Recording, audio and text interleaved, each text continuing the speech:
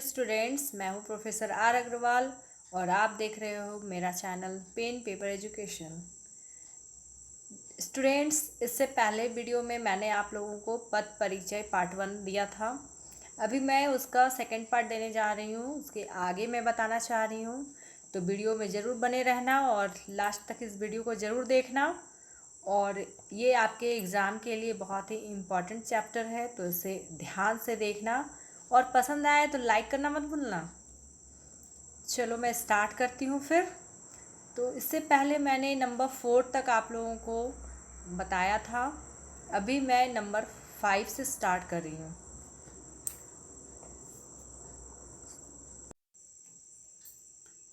तो यहाँ पे है 5वां जो सेंटेंस है, यह छात्र बहुत चतुर है। तो आप जैसा कि जानते हो कि यह जो है सर्वनाम होता है, मगर यहाँ पे सेंटेंस में छात्र के बारे में बता रहा है कि यह छात्र चतुर है, बहुत चतुर है, इसलिए यह जो है सार्वनामिक विशेषण है। और चूंकि छात्र के बारे में बोला जा रहा है, छात्रा के बारे में नहीं, तो यह पुल्लिंग भी है। एक छात्र के बारे में बोला जा रहा है तो एक वचन है। और यहाँ पे जो छात्र है वो विशेष्य का विशेषण है। मतलब यहाँ पे हम जान रहे हैं कि चतुर विशेषण है, बहुत भी विशेषण है, तो ये उसका विशेष्य हो गया छात्र। अब आते हैं छात्र के बारे में। तो छात्र जानते हो आप कि जातिवाचक संज्ञा कहलाता है। दैट मीन्स किसी भी एक छात्र के बारे में जिसका कोई नाम नहीं है, बस वो एक छात्र है, तो वह क्या होता है, जातिवाचक होता है। और यह पुल्लिंग को डिनोट कर रहा है, एक वचन है। और चूंकि यही कार्य कर रहा है, यही मेन कारक है, तो इसीलिए वह कर्ता कारक है। और यहाँ पे क्रिया जो है वह है, उसके अलावा और कोई क्रिया इस सेंटेंस में नहीं है। तो है जो क्रिया है उसका कर्ता कौन है, छात्र है। फिर बहुत, बहुत क्या है, एक विशेषण है, लेकिन कैसा विशेषण है, तो परिमाणवाचक विशेषण है। और यह किसकी विशेषता बता रहा है, तो चतुर विशेषण का विशेषता बता रहा है, इसलिए वह प्रविशेषण कहलाया। अब आते हैं चतुर। चतुर चूंकि किसी की विशेषता बता रहा है, गुण बता रहा है, क्वालिटी बता रहा है, तो वह गुणवाचक विशेषण हो गया। और पुल्लिंग सेंटेंस है तो पुल्लिंग ये भी हो गया, एक वचन भी हो गया। और यहाँ पे जो विशेष्य है वो लड़का है या छात्र है। अब आते हैं है चूंकि अपूर्ण अकर्मक है, यह एक क्रिया है और कैसा है, अपूर्ण है, मतलब पूर्ण रूप से वह नहीं है। इसमें है जो है अस्तित्व बोधक है, क्योंकि काम का करना या होना तो बता नहीं रहा है, इसीलिए इसमें अस्तित्व बता रहा है कि उस छात्र का अस्तित्व है, ये है। तो अस्तित्व बोधक हो गया और यह कर्तृवाच्य हो गया। और लड़का या छात्र जो करता है उसकी क्या है, क्रिया है। यहाँ पे क्रिया के रूप में है का प्रयोग किया गया है। अब आते हैं अगला जो है हमारा, वो है मैं रोज सवेरे धीरे धीरे चलता हूँ। तो यहाँ पे मैं, आप लोग जानते होंगे कि वह पुरुषवाचक सर्वनाम है, उत्तम पुरुष में आता है। आपने पढ़ा होगा प्रथम पुरुष, मध्यम पुरुष और उत्तम पुरुष। तो मैं उत्तम पुरुष है। और चूंकि लड़का के बारे में बात हो रही है तो यह पुल्लिंग है, एक वचन है। और यहाँ पे मैं जो है वही करता है, यानी जो काम करता है उसको कर्ता बोलते हैं, तो वही कर्ता कारक है। और इस वाक्य में चलता हूँ क्रिया है। क्रिया मतलब आप लोग समझते होंगे, वर्ब है। इंग्लिश में अगर अंग्रेजी में समझ सकते हो तो वह एक वर्ब है। और किसका है, कर्ता का। अब आते हैं रोज सवेरे। रोज सवेरे चूंकि टाइम बता रहा है तो वह कालवाचक क्रिया विशेषण है। जो शब्द क्रिया की विशेषता बताते हैं वह क्या होता है, क्रिया विशेषण। और चलता हूँ क्रिया की विशेषता बता रहा है ये। मतलब रोज सवेरे धीरे धीरे चलता हूँ। तो चलना एक क्रिया होती है, तो क्रिया की विशेषता रोज सवेरे।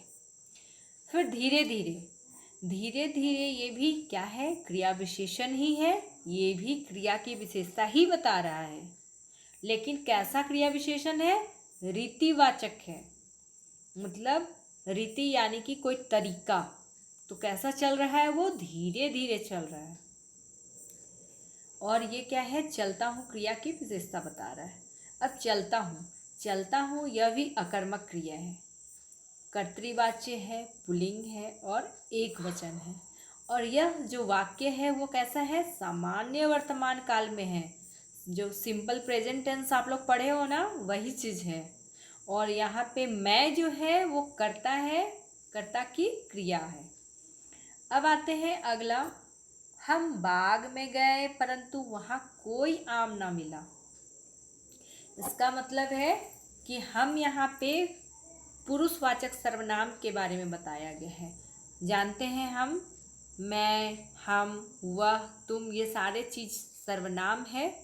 लेकिन यहाँ पे जो हम है वह पुरुषवाचक सर्वनाम है, क्योंकि इस सेंटेंस में पुरुष का बोध हो रहा है। और यह कैसा पुरुष है, उत्तम पुरुष है। पुल्लिंग में है यह वाक्य, बहुवचन भी है क्योंकि मैं नहीं है, हम है। और ये जो हम है वही कर्ता है, इसलिए वह कर्ता कारक कहलाया। और इस वाक्य में गए वह क्रिया है। अब आते हैं बाग में। बाग में बगीचा, बाग, गार्डन, तो ये क्या है, जातिवाचक संज्ञा है, पुल्लिंग है, एक वचन है और अधिकरण कारक है। आपको याद होगा बच्चों, कर्ता ने कर्म को करण से संप्रदान के लिए अपादान से अलग, यानी अपादान में अलग करना। और अधिकरण में क्या होता है, में या पर। तो यहाँ पे बाग में यूज हो रहा है, तो वह अधिकरण कारक वाला सेंटेंस है। फिर तो यहाँ पे अब गए, गए क्या है, वह अकर्मक क्रिया है। मतलब काम अभी हो नहीं रहा है, काम हो चुका। बाग में गए परंतु कोई आम नहीं मिला, तो यह क्या है, अकर्मक हो गया। क्रिया सकर्मक कब होता है, जब काम अभी हो रहा है। अब यहाँ पे गए में क्या लगता है, जा धातु। और यह जैसा कि वाक्य हम जानते हैं कि पुल्लिंग है, बहुवचन में है और भूतकाल की बात कर रही है, यानी कि पास्ट टेंस के बारे में बात हो रही है।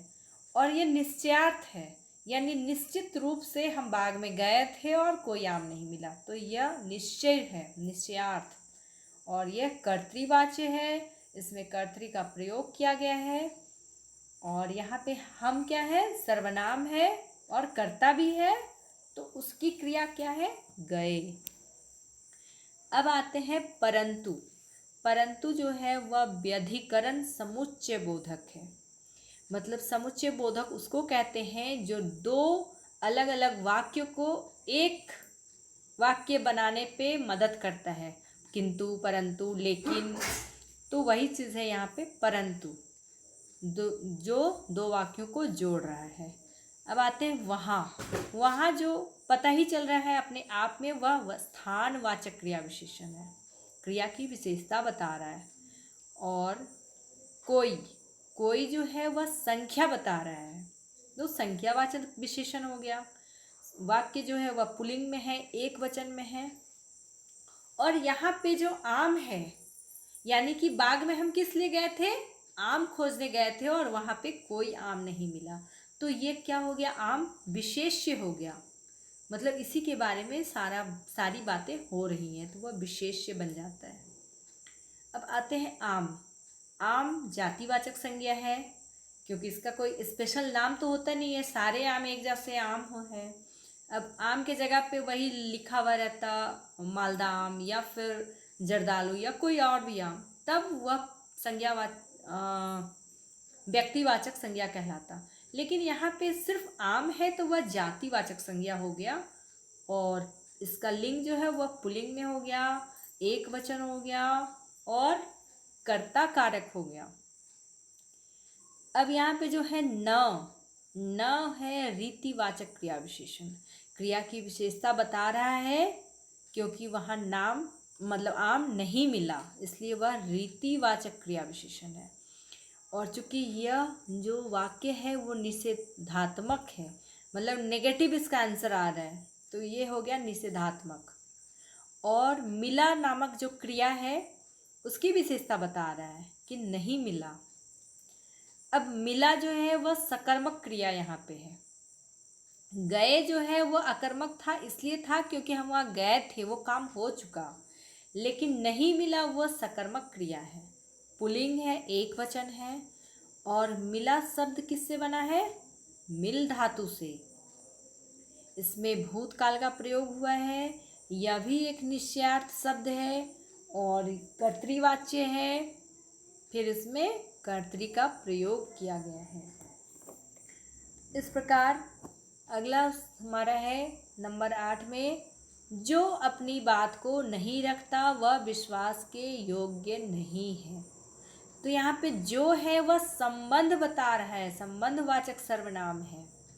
अन्य पुरुष की बात हो रही है इसलिए अन्य पुरुष है, पुल्लिंग है, एक वचन है और यही करता है, जो रखता है क्रिया का करता है। अपनी यह भी एक प्रकार का सर्वनाम है और विशेषण भी है, इसलिए सर्वनामिक विशेषण हो गया। और किसकी बात कर रहा है वो? बात संज्ञा की विशेषता बता रहा है। बात एक संज्ञा यहाँ पे हो गया, उसकी विशेषता अपनी है। और यह जो अपनी शब्द है वह स्त्रीलिंग भी है और एक वचन भी है। अब आते हैं बात को। किसी भी प्रकार का अगर हम बातचीत करते हैं, बात रखते हैं, तो वह भाव कहलाता है, तो भाववाचक संज्ञा हो गया। वाक्य जो है वह स्त्रीलिंग है, एक वचन है और जो कर्ता था उसका ये कर्म है बात को, तो इसलिए वह कर्म कारक हो गया। और जैसा कि जानते हैं कि रखता जो है वह क्रिया है, तो उसका ये कर्म हो, जो है वो करता था और बात को कर्म है। अब आते हैं अगला शब्द नहीं फिर यहाँ पे नेगेटिव आ रहा है, तो वह निषेधात्मक क्रिया विशेषण हो गया। मतलब क्रिया की विशेषता बता रहा है, नहीं रखता है, क्रिया की विशेषता बता रहा है लेकिन नेगेटिव में बता रहा है। अब आते हैं रखता यानी कि यह सकर्मक क्रिया है, कर्तृवाच्य है।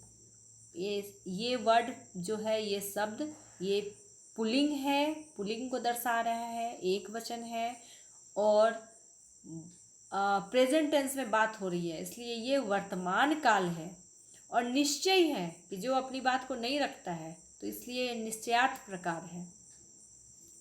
और जैसा कि हम जानते हैं जो करता है इस वाक्य में और बात इसका कर्म है। अब आते हैं वह निश्चयवाचक सर्वनाम है, मतलब बता रहा है कि जो अपनी बात नहीं रखता है वह विश्वास के योग्य नहीं है, एकदम निश्चय बता रहा है, तो यह निश्चयवाचक सर्वनाम हो गया। अन्य पुरुष की बात हो रही है क्योंकि हम नहीं जानते हैं कि वह स्त्रीलिंग है कि पुल्लिंग है, एक वचन है, कर्ता का कारक है और है क्रिया का कर्ता है। विश्वास के, अगला शब्द है विश्वास के, यह भाववाचक संज्ञा है, भावना व्यक्त कर रहा है। और जो शब्द है वह पुल्लिंग है, एक वचन में है और संबंध कारक है। संबंध में क्या आता है? कर्ता ने से शुरू करोगे तो जब संबंध कारक आएगा वह क्या होता है? का, के, की, तो यहाँ पे विश्वास के, इसलिए यह संबंध कारक है। अब आते हैं योग्य एक गुणवाचक विशेषण है और इसमें जो वह है वहाँ पे विशेष्य है, यानी उसके बारे में बात हो रही है, वह के बारे में। अब आते हैं नहीं एक निषेधात्मक क्रिया विशेषण है जो है नामक क्रिया से संबंधित है। और है जो है वह अपूर्ण क्रिया है, मतलब पूर्ण रूप से वह क्रिया नहीं है, काम का होना करना नहीं बता रहा है, लेकिन फिर भी वाक्य को जब पढ़ोगे तो लगेगा कि हाँ है, यहाँ पे क्रिया है। और यह शब्द जो है पुल्लिंग है, एक वचन है, वर्तमान काल यानी प्रेजेंट टेंस में है और यह कर्तृवाच्य है। अब एक और हम देख लेते हैं। आह, उपवन में सुंदर फूल खिले हैं।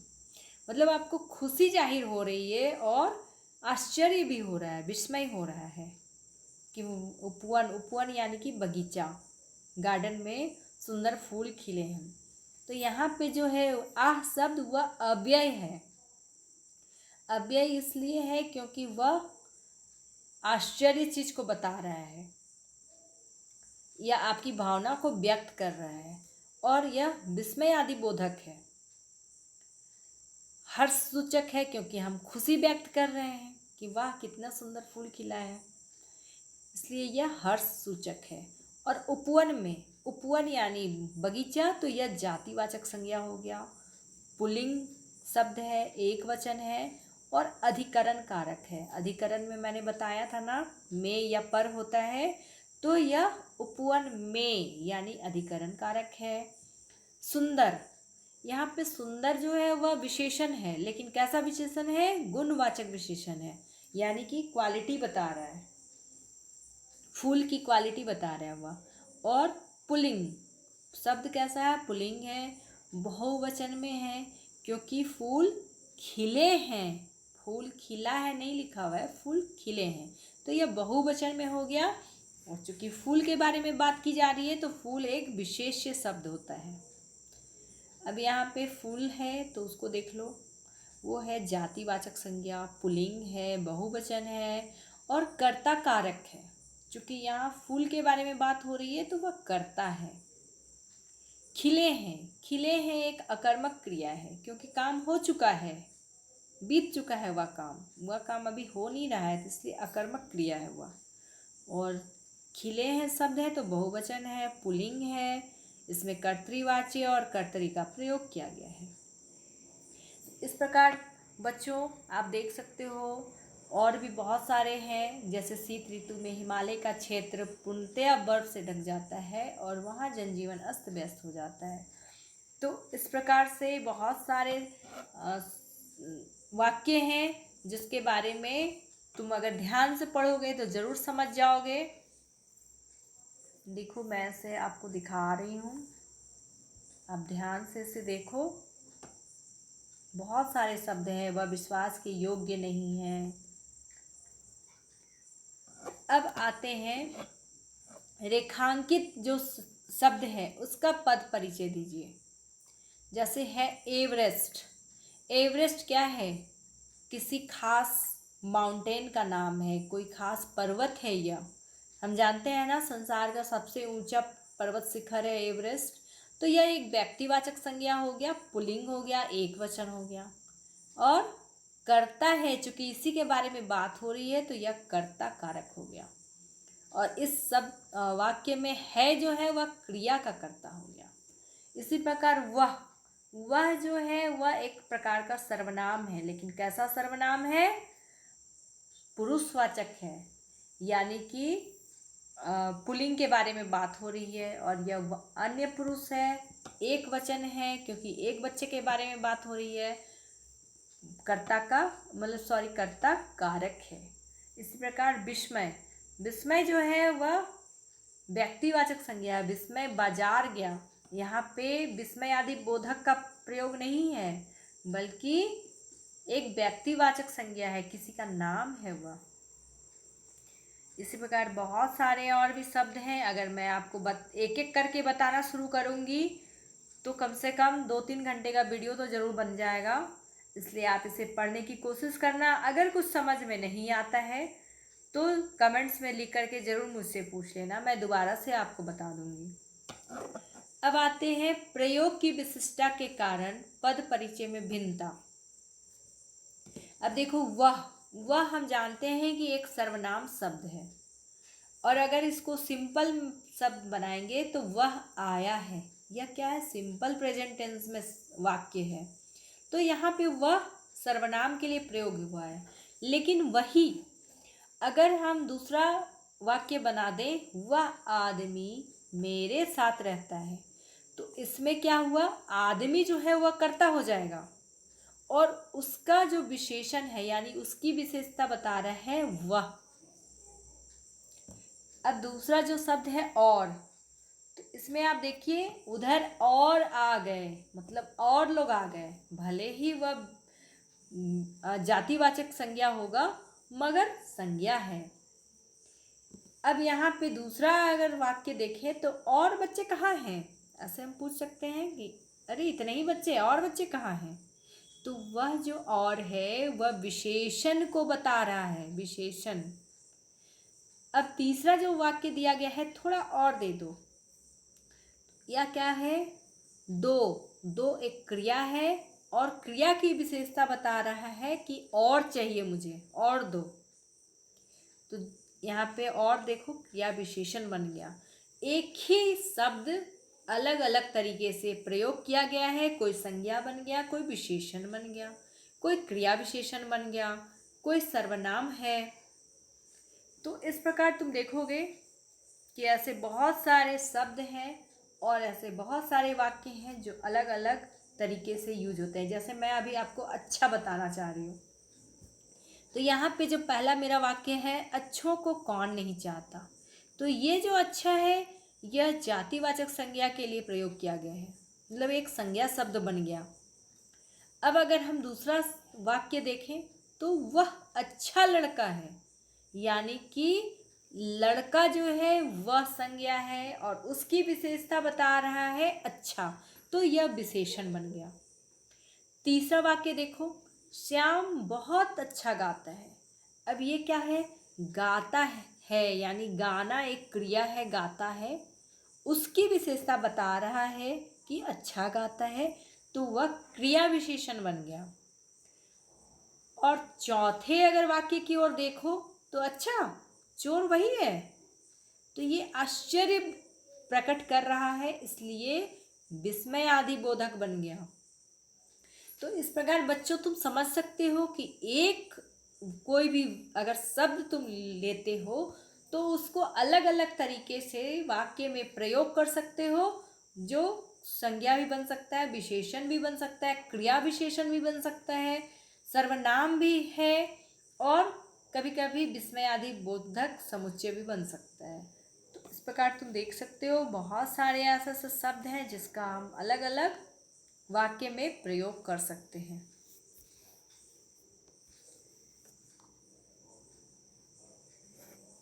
मैं ये आपको दिखा रही हूँ, आप इसको पढ़ोगे तो ज़रूर समझ में आएगा। और फिर यहाँ पे हम आते हैं प्रश्न अभ्यास में कि पद परिचय किसे कहते हैं। पद परिचय मैंने बताया था कि जो वाक्य, जिस वाक्य में क्रिया हो, संज्ञा हो, सर्वनाम हो, विशेषण हो, क्रिया विशेषण हो, उसके बारे में अलग अलग डिफाइन करता है, अलग अलग उसके बारे में परिचय देता है, उसे पद परिचय कहते हैं। और फिर है दूसरा, संज्ञा, सर्वनाम, विशेषण और क्रिया के पद परिचय में कौन कौन सी व्याकरणीय इकाइयों का परिचय देना वांछित होता है। तो संज्ञा में जैसे देना होता है कि वह कौन सा संज्ञा है, व्यक्तिवाचक है, जातिवाचक है या गुणवाचक है, कौन सा संज्ञा है। सर्वनाम में भी वही देना होता है कि यह किस प्रकार का सर्वनाम है। कभी कभी सर्वनामिक विशेषण बन जाता है कोई शब्द, तो वो उसके बारे में बताना है। और सर्वनाम है तो वह मध्यम पुरुष में है, प्रथम पुरुष में है या अन्य पुरुष में है, उसके बारे में भी बताया जाता है। या फिर उत्तम पुरुष में भी होता है, मैं, वह, तुम, ऐसे। तो अब आते हैं विशेषण। विशेषण में भी बहुत सारे चीज़ें, गुणवाचक विशेषण बता रहा है कोई, और कोई सिंपल विशेषण बता रहा है, कोई उसकी क्वालिटी बता रहा है, कोई क्वांटिटी बता रहा है। तो अलग अलग विशेषण के बारे में आपको परिचय देना होता है। उसी प्रकार क्रिया के बारे में भी बताना होता है कि यह किस प्रकार का क्रिया है, सकर्मक है, अकर्मक है। तो इसलिए ये सारे चीज़ें जो हैं आप ऐसे लिख सकते हो कि संज्ञा में ये भेद होते हैं, ये हमें पद परिचय देने होंगे। या सर्वनाम में ऐसा, विशेषण में ऐसा, क्रिया में ऐसा। आप समझ गए होंगे इस प्रश्न को। अब अगला प्रश्न में आते हैं, निम्नलिखित वाक्यों में प्रयुक्त काले शब्दों का पद परिचय दीजिए। यहाँ पे पहला मेरा जो सेंटेंस है, वहाँ कोई व्यक्ति आया है, तो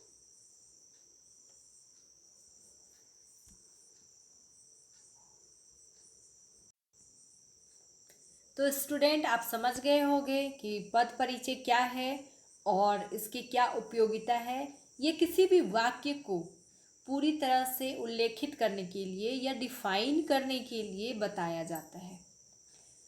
अगर वीडियो पसंद आया बच्चों तो इसे लाइक ज़रूर कर देना और अपने दोस्तों के साथ शेयर करना मत भूलना, ताकि उन्हें भी थोड़ा समझ में आ जाए, क्योंकि अभी तुम लोगों के एग्ज़ाम का समय है। तो ये अच्छी बात होगी कि थोड़ा सा अगर किसी को कोई कन्फ्यूज़न है तो इसमें अच्छे से समझ में आ जाएगा। और कोई और प्रश्न पूछना चाहते हो तो कमेंट्स में ज़रूर लिख कर पूछ लेना। अब मैं वीडियो को अंत करती हूँ, तो सब्सक्राइब करना मत भूलना। Thank you.